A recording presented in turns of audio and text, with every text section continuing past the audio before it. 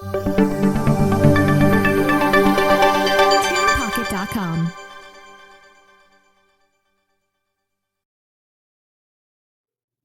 Magandang tanghali Pilipinas. Simulan naman natin sa ilang mga good news. Inaasahang mapipirmahan na anumang oras ngayong araw ng ating Pangulo Rodrigo Roa Duterte ang Memorandum Order kung saan 50% limit on advance payment para sa pagbili ng mga bakuna kontra COVID-19 ay papayagan na. Dahil po dito sa MO neto, makakabayad na po ng advance payment ang mga lokal na pamahalaan na bumili ng kanilang mga bakuna. Inaasahan din pong mapipirmahan ang Certification of Urgency ng mga nakabinbin na indemnification bill. Ang kopya ng mga nasabing dokumento ay aming ipoprovide sa mga miyembro ng MPC pag meron na po kaming kopya. Pero linawin po muna natin, ano ba itong indemnification bill neto? Unang-una, anong katotohanan? Wala pa pong mga commercial use authorization ang kahit sinong bakuna. Ibig sabihin, nasa emergency use authorization lang po tayo.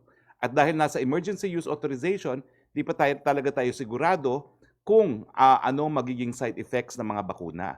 Kaya kinakailangan magkaroon ng no-fault indemnification. How does it work? Magkakaroon po tayo ng pondo. At ang suggestion at inapruba na ni Secretary Dominguez ay 500 million.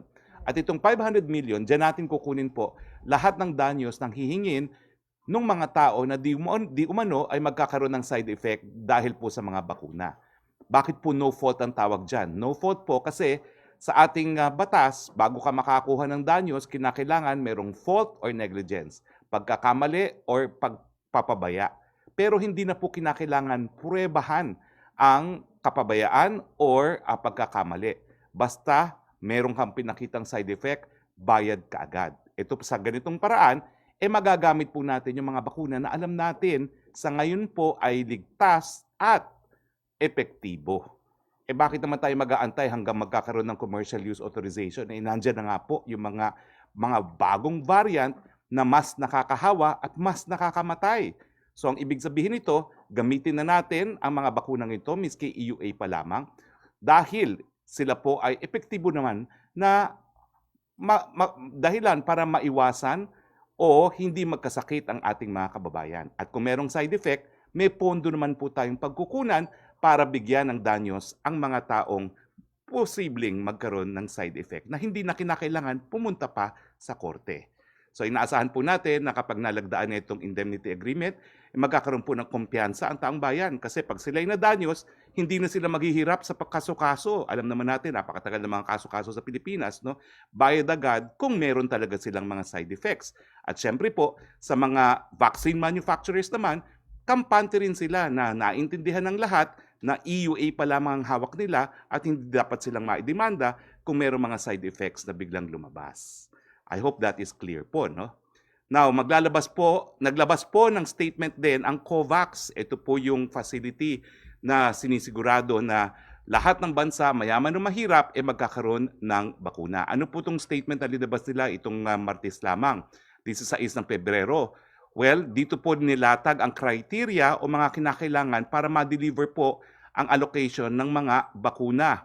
Alam na po natin na naantala nga po yung pagdadating ng naunang Pfizer, pero dito po sa impormasyon nito, lumalabas talaga naman pong naantala ang buong COVAX facility, no? Hindi lang po yung mga deliveries na inaasahan natin dito sa ating bayan na Pilipinas. Una, kinakailangan magbigay ng lahat ng facility participants ng National Regulatory Authorization para sa mga bakuna. Check na po tayo dyan dahil meron na tayong EUA para sa Pfizer at saka sa AstraZeneca. Pangalawa, lahat ng facility participants ay kinakailangan pumirma ng indemnity agreement sa mga manufacturers. Check na rin po tayo dyan dahil naisumite na po ni Secretary Galvez yung ating indemnity agreement na hindi nga natin pananagutin ng mga kumpanya at ngayon po meron pa nga tayong certification of urgency na batas na po ang nagsasabi na yung mga merong side effects kukunin na ang kanilang danyos doon sa pondo na ibinigay ng ating bayan. Pangatlo, kailangan ng Advanced Market Commitment or AMC eligible economies na magsumite ng National Deployment and Vaccination Plans sa COVID-19 Partners Platform na na-review at validate ng COVAX. Checks na rin po tayo dyan dahil matagal na po nating naisumite yung ating vaccine rollout plan At dahil dito naman po, binigyan nga po tayo ng mahigit pang 5 million na AstraZeneca at 115,000 na Pfizer. Now, babasahin ko lang po kung anong nakasulat dito sa COVAX Interim Distribution Forecast. Para po dun sa ating AstraZeneca, delivery is estimated to begin as of late February. Now, para naman po dun sa Pfizer na naantala rin, ang nakasulat po dito ay ito po, no? Ang nakasulat dito is ang sabi nga po dito na baka nga po magkaroon ng pag-antala pag-deliver ng Pfizer dahil nga po doon sa requirement na sub-zero transportation at logistics ng Pfizer. So nagbigay naman po sila ng abiso na talagang baka ma-delay po. Pero gaya na ating timetable pa rin, inaasahan pa rin po natin na within the month of July, at least darating itong COVAX facility neto. Now, pangalawang bagay po na nais kong emphasize, no, bagamat sinabi ko po na talagang parating na rin ang Sinovac, ang Sinovac naman po na donated ng China, nais muna nilang antayin yung EUA bago iparating sa ating bansa yung kanilang donated na Sinovac. So kapag hindi po lumabas ang EUA, baka po maantala rin na pagdarating ng 600,000 na Sinovac, pero mas mabuti na po talaga na nandyan na yung EUA para sigurado na pagdating, gamit ka agad. At malaman na rin natin, no, kung hindi talaga pumasa naman sa EUA ng ating FDA, malaman na rin natin para alam natin kung magagamit o hindi. Okay, matapos po ang ating usaping bakuna at kasama po natin ngayon, siyempre walang iba kundi si Vaccine Czar Carlito Galvez para magbigay ng karagdagan pang mga mabuting balita. Pangako ko po, nagkaroon po kami ng press briefing conference at marami pa pong mabuting balita ang ating Vaccine Czar Carlito Galvez. Sandali lang po, no? Tapusin muna natin itong ating mga presentasyon.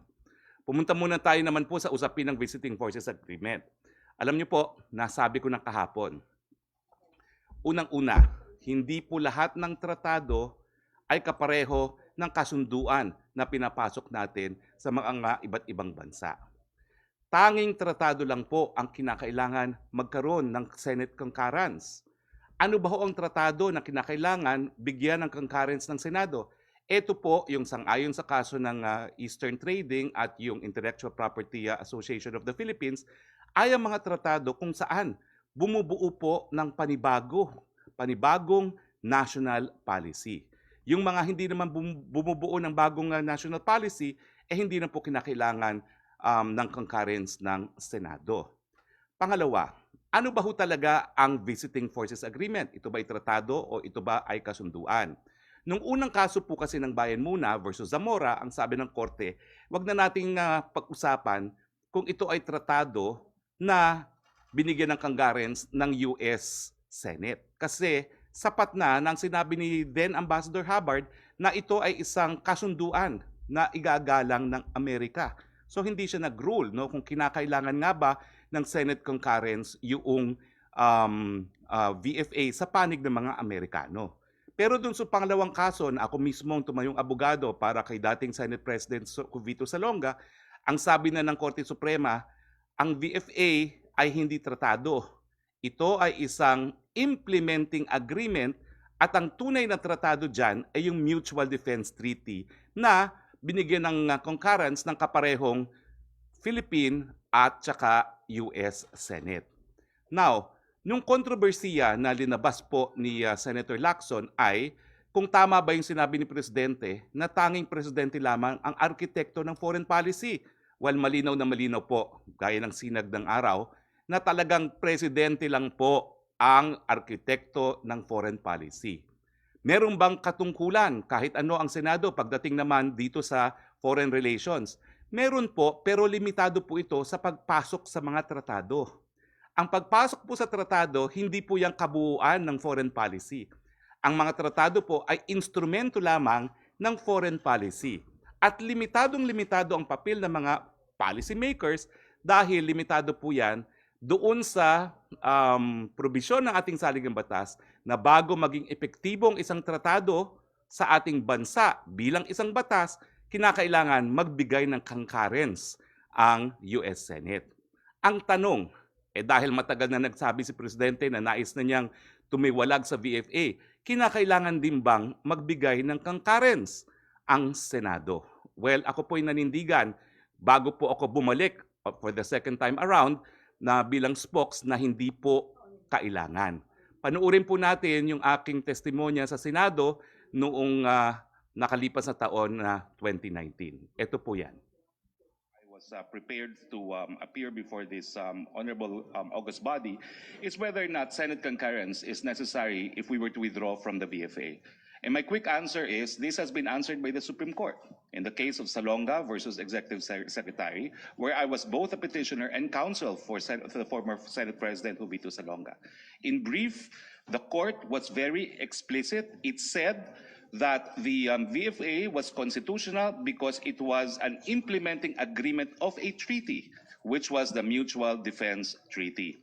And therefore, the court, although it denied our constitutional challenge on the basis of constitutionality, nonetheless upheld our contention that the Romulo-Kearney Agreement was in fact illegal as being contrary to the provisions of the VFA itself. Now, of course, the ruling of the Supreme Court that it is a mere implementing agreement is very important because we know that the language of the Constitution is that only treaties must be concurred in by the Senate. And the Supreme Court was very clear. It may not have been a treaty. It is an ordinary implementing agreement. And this was the court's way of addressing a lacune that its earlier ruling in the case of Bayan versus Zamora had, no? Because in Bayan versus Zamora, they did not squarely address, is this a treaty or an agreement? They merely said, whatever it is recognized as an international agreement by both the Philippine government and the US government. And so they had, on the second occasion, where the same issue was brought to the court, they needed to address that particular issue of, is this the VFA a treaty or not? In oral argument in the court, I revived the issue of the fact that there are two provisions in the Constitution relative to Senate concurrence. One is a general rule, which is Article 721, that no treaty shall be valid and binding until concurred in by the two-thirds vote of the Senate. And another is 28, Section 25, which says that where we're talking of foreign troops and bases, then it has to be in the form of a treaty duly recognized by the other contracting party as such. And we brought up the issue again of whether or not the VFA, since it was not concurred in by the US Senate, was in fact a treaty which was required to be entered into for purposes of 25 of Article 8, Section 25. And the court said it was not one. And that was why the court had to say it's a mere implementing agreement. So because this was already the second time it was brought to the court had to address that issue precisely and say that it does not require concurrence because it's an implementing agreement of a treaty, and the treaty that was duly ratified by the US and the Philippine Senate was the not require Mutual Defense. concurrence. Perhaps the reasoning why some senators believe that Senate concurrence is necessary in any instrument that they have concurred in is because the Constitution says before it can be valid and binding, Senate concurrence is needed.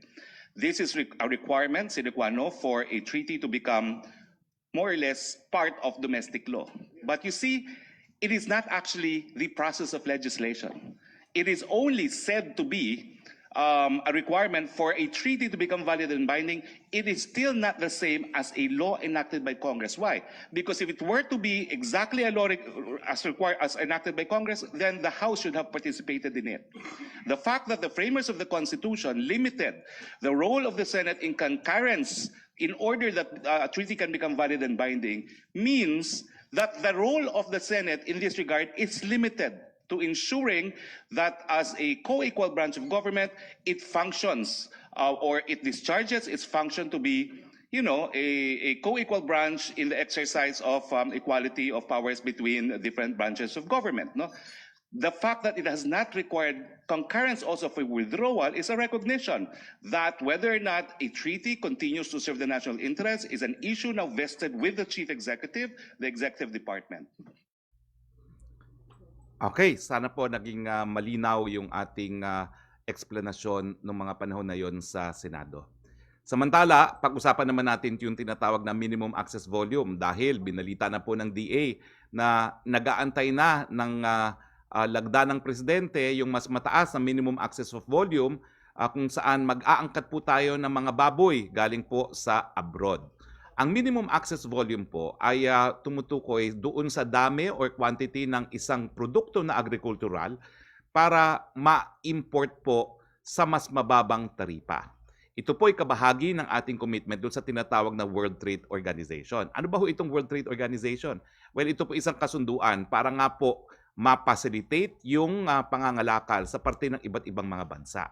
Ang general rule po sa WTO, dapat hindi na maging hadlang ang mga taripa at saka yung mga non-tariff barriers sa kalakalan dahil ang assumption po nila mas maraming kalakal, mas magiging benepisyo sa mga ekonomiya ng iba't ibang bansa. Pero po, sa WTO, meron po silang exception na kinikilala. At ito po yung mga produktong agrikultural dahil alam nila po, sensitibo po ito dahil karamihan ng mga bansa ay nakasalalay pa rin sa agrikultura para sa kanilang ekonomiya. Kaya nga po, binibigyan tayo ng pagkakataon na limitahan ang pagpasok ng mga imported na mga agricultural products para mabigyan ng proteksyon ang ating mga agricultural workers dito sa Pilipinas. Yung MAV na tinatawag, ito po ay exception to exception kung saan, bagamat linilimitan natin ang pagpasok ng mga imported agricultural products gaya ng baboy, po pwede naman nating taasan yung mga papapasukin nating mga baboy na merong mas mababang taripa pag nangangailangan talaga tayo ng supply. At yan nga pong nangyayari ngayon dahil nga po sinalanta ng ASF ang ating mga alagang baboy, lalong-lalo na dito sa Luzon, kinakailangan nating mag-angkat para po mapababa ang presyo ng mga baboy. Nung nakalipas na taon po, meron po tayong 54,000 metric tons na MAV. Well, ngayon po nag-aantay sa lagda ng presidente ang MAV na mas marami po, no? Kung hindi po ako nagkakamali, it is around 400,000 metric ton. Pumunta naman po tayo sa COVID update natin. Unang-una po, ito ang ating world rankings by country sangayon po sa World Health Organization at Johns Hopkins as of February 18, 2021. Ang mga total cases po natin, number 31 po tayo sa buong mundo. Sa active cases natin, number 41 po tayo sa ating mundo. Ito po, mas mabuting balita. Sa cases per 1 million population, bumaba po ang ating ranking. Tayo po ngayon ay nasa number 135. Dati po, kung hindi ako nagkakamali, ay 133 at 134. At sa ating case fatality rate na 2.1, bumaba rin po tayo. Dati po 66, ngayon po number 67 na tayo sa buong mundo. Meron po tayong 29,814 na mga aktibong kaso ayon sa February 17, 2021 datos ng DOH. Sa mga aktibong mga kaso, 94% ay mild at asymptomatic, parehas na nasa 2.6 ang critical at 2.6 ang severe. Higit kalahating milyon or 512,033 ang kabuuan bilang ng mga gumaling or 92.5% recovery rate. Samantalang malungkot nating binabalita na nasa 11,577 na po ang binawian ng buhay dahil sa coronavirus. Nakikiramay po kami. Nasa 2.09 na po ang ating fatality rate. Sa ibang mga bagay, naku po, iko-correct ko lang po si dating Senior Associate Justice Antonio Carpio sa kanyang artikulo ngayon pong araw sa Philippine Daily Inquirer.